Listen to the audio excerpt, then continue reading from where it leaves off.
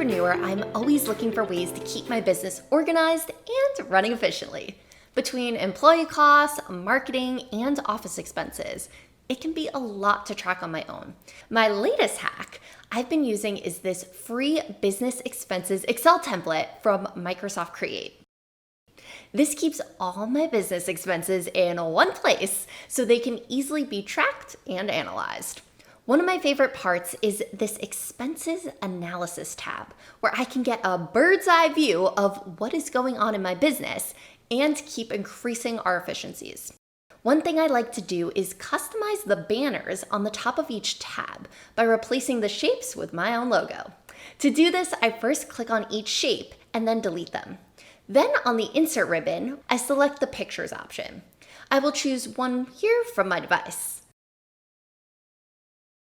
Once you select your logo, click Insert and adjust it to the perfect size.